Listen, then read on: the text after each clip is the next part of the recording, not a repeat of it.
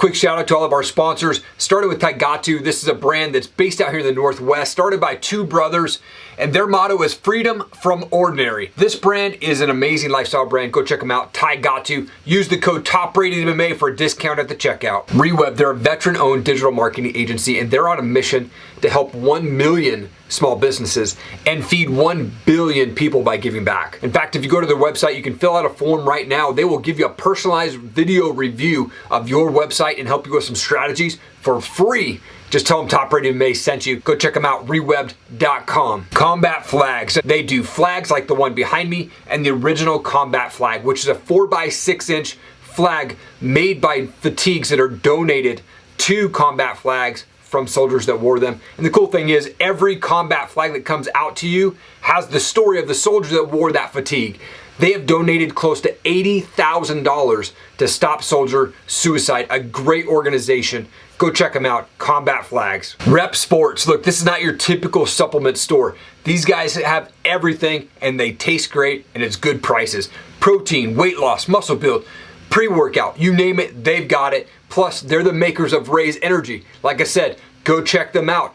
Rep Sports at topratedmma.com. Use the code TOPRATEDMMA for 15% off your order and go order them today. Christos, you're a husband, you're an MMA fighter, you're the former RFA and Tachi Palace champ. You're also on the Cannonball Show. Thank you so much, man, for taking time. I appreciate it. No worries, no worries. Thanks for having me on. I appreciate it. And yeah, you know, Cannonball, that's funny you just mentioned that. That was a fun time. I bet, dude. Absolutely, man. Well, I wanted to go back a bit. I always love to find out, like, where'd you grow up and what was childhood like for you? So I grew up in Hawthorne, California.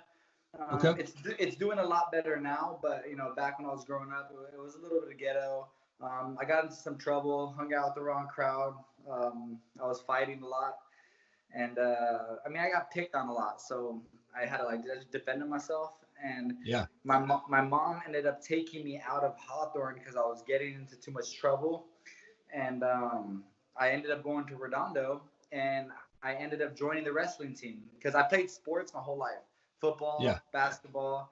And I joined the wrestling team my senior year, and I ended up becoming the MVP wrestler of my school for the only 1 year wrestling. So it was something that I kind of just had a knack for. And me and my friends, we watched a UFC event one day, and we said, let's have a fight night. So we like got some MMA gloves, and we had a little fight club fight night. And I ended up knocking. Yeah, nobody wanted to fight me or my friend Robert, who was like 265 pounds. So I said, I'll do it. Let's go. And I ended up knocking him out. And I was like, whoa, like, I just did that. Like, I didn't think I was going to win that fight.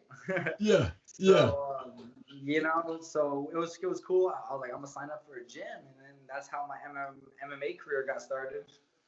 Yeah. And you started MMA, training MMA around the age of 19, I think. And that's when I remember, like, partying pretty hard and kind of, you know, had no idea what I wanted to do. Why did you decide to kind of pursue MMA, and how serious did you take it when you first joined? You know, so right out of high school, we had that fight night, and I was like, damn, like, I kind of believed in myself a little bit, like, I want to fight, you know. So I signed up for a gym, and I didn't know how serious I was about it. But I was like, I walked in, I was like, I want to fight. So yeah. I signed up, you know. My mom signed it. Like, I had to convince her to sign me. She didn't want to pay the money because we didn't come from a lot of money. But yeah. I got hit by a car, and I got like 10 grand from it. And so I gave it to my mom to help open up the restaurant that we have right now still to this day. And sweet. Yeah. So but she was making payments. And so she owed me like $2,000 left. So I just told her to pay for my membership. And the first day of jiu-jitsu, I get triangle. I was like wrestling the guy down, and he triangle choked me, and I didn't even know what jiu-jitsu was. I just knew I watched the UFC, but like I just thought it was like, you know, they're wrestling with fighting, you know. Yeah. I didn't even know what jiu-jitsu, and someone triangle choked me, and I sat there like, because I was winning, I thought, and I was like, he just choked me out with his legs. like, what the heck just happened? So Right. I was very fond of it. I wanted to learn. And 3 months later, I get first place in my first Jiu Jitsu tournament. And I just kept going. I did a couple smokers. And after a year of training, they were like, hey, you want to fight pro? I was like, yeah. And yeah, I just did it. And at first, I was working at the restaurant. I kind of did it more for a hobby, but I just kept winning. And I was just like, okay.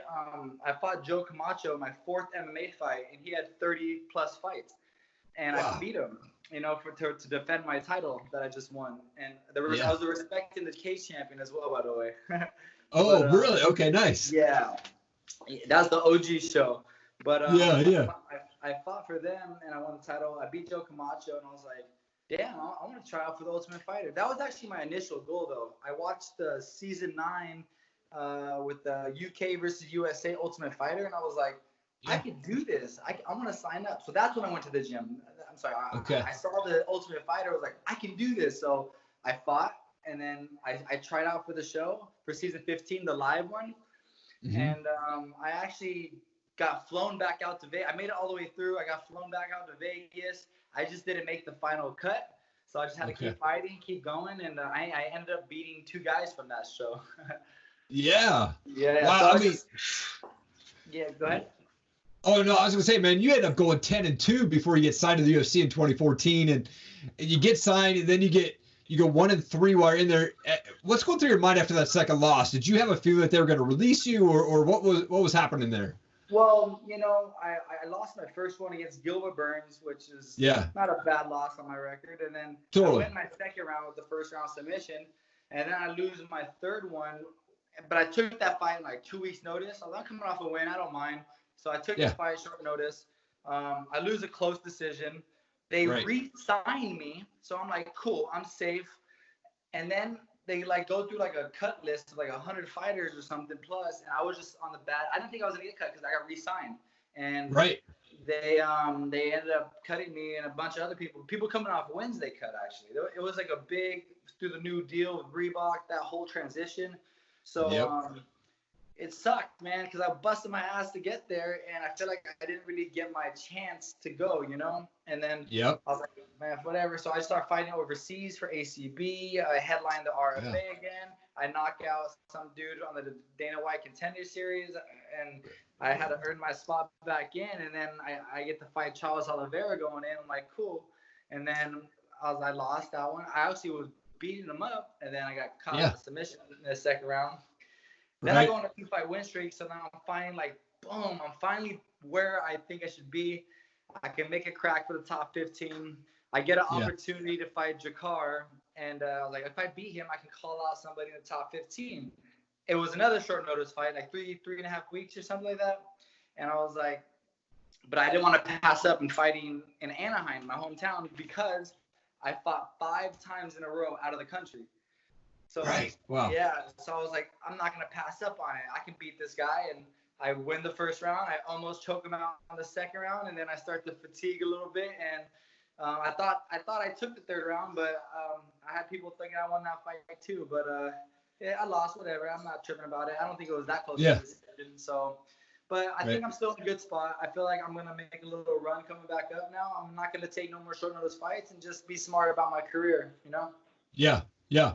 How do you feel backstage, man? Do you ever do like have warm-up rituals, or do you ever feel scared or nervous at all? I mean, you always feel the nerves, you know, going to go fight. It's not like I don't really get nervous like for like, you know, getting hurt or nothing like that. I'm a performer, you know. I don't like to disappoint my fans. I got a lot of fans. I got great people that watch. I got my family who have high expectations, and I just don't like to disappoint people. And so that's what I get nervous. It's like I don't want to go out there and just get knocked out. Like I'm not afraid of getting knocked out, but I just don't want to have a bad performance. And that's my biggest fear. And thankfully, I've never had a bad performance. My Gilbert Burns fight was probably my worst performance, which I looked good on the feet up until I got taken down. But yeah, you know, always learning. And you just gotta deal with the nerves however you can. I just try to stay calm. I tell myself, like, look, I'm getting in that cage no matter what. There's nothing I can do about it. So just whatever. Yeah. How'd you get the nickname the Spartan? I'm 100% Greek. Okay. And actually, what's funny is I did a DNA test just recently, and I come from Peloponnnesia, where I think the Spartans were originated from. But Nice. that's pretty cool. But I'm 93% or 90% Greek, so Okay. pretty much full Greek. Yeah. But no, I was on the wrestling team. Everybody was given nicknames, and I didn't have one because I was new. It was my first year on the team, and Okay. someone was like, "You're the Spartan," and I was like, "I like it. Fuck it." So it kind of stuck, and I like it, you know, and I think I represent it well. So yeah. Absolutely. Well, I wanted to talk about your experience on Cannonball. Man, this looks like amazing show. So much fun, man. What was your experience like on that show?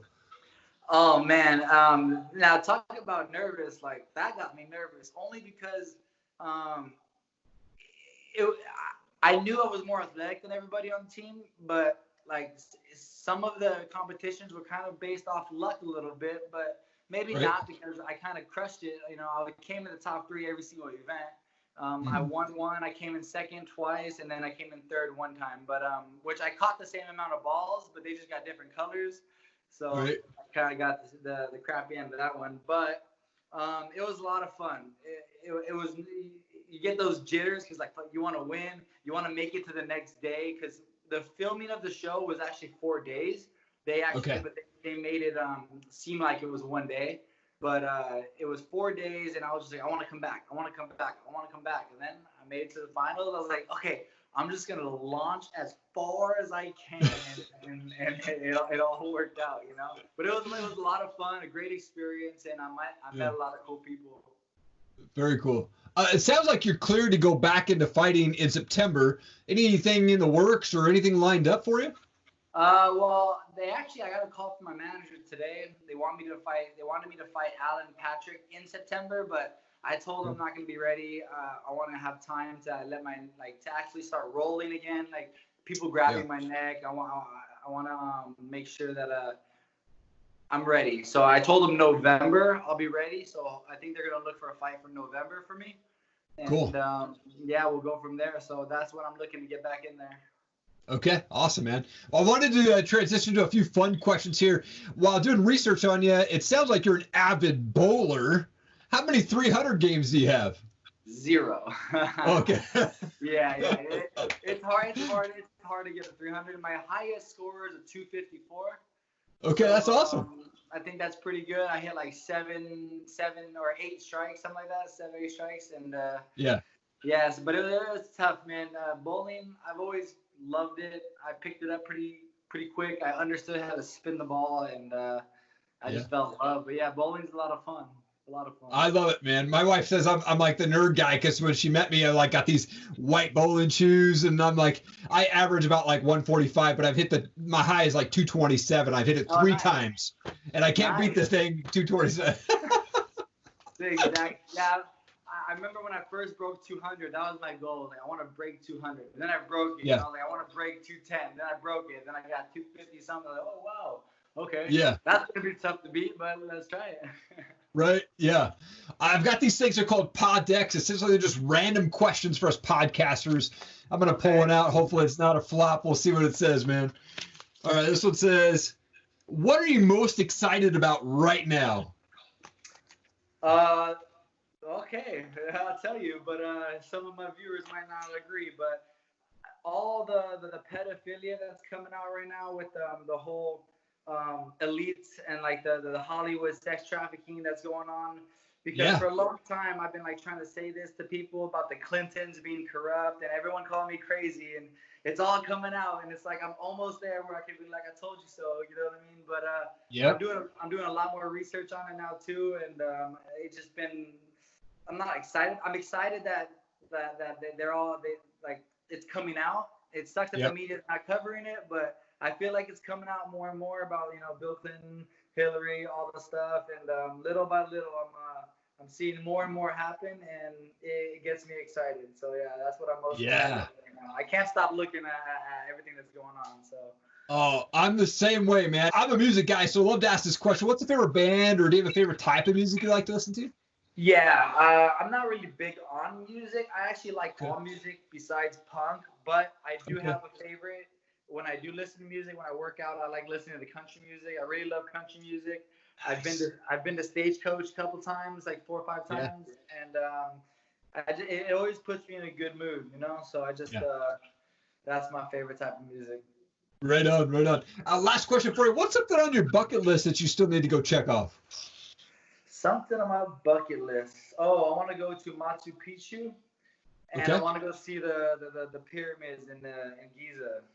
Yeah. Oh, that's awesome. I'm Very- really big on how those things got built and all that, and I just like researching things that we don't have answers for. So, Right. because I like to make up my own little theories in my head. Totally, dude. Absolutely, man. Well, I also wanted to give you an opportunity just to give a shout out to coaches, teammates, sponsors, anything like that, man. The camera's all yours, brother. Oh yeah, man. I just mean, right now I'm kind of in between gyms right now, but Okay. I just give a shout out to one of my favorite coaches, Jiva Santana. I just got done training with him today. He's gonna be cornering Chito versus the Sean O'Malley fight in Vegas next Nice. Saturday, and yeah, man, he's a great instructor, so I really appreciate him. Kenny Johnson, Bullet Wrestling from Black House, and yeah, you know, that's about it right now. You know, I mean, shout out to my striking coach Rod. I'm not really with him anymore right now, but because of just location issues, but Yeah. no, just don't want to forget about me. Thank you so much for watching the show today. I so appreciate it. Please leave a comment down below. Leave us a review. Share this video. We want to get it in front of as many people as we can. I'm going to continue to bring on the best guests possible from world changers, entrepreneurs, success-minded people, and the best up-and-coming fighters, real stories. We are creating visionaries here on this channel. Thank you so much for checking it out. Have an awesome day.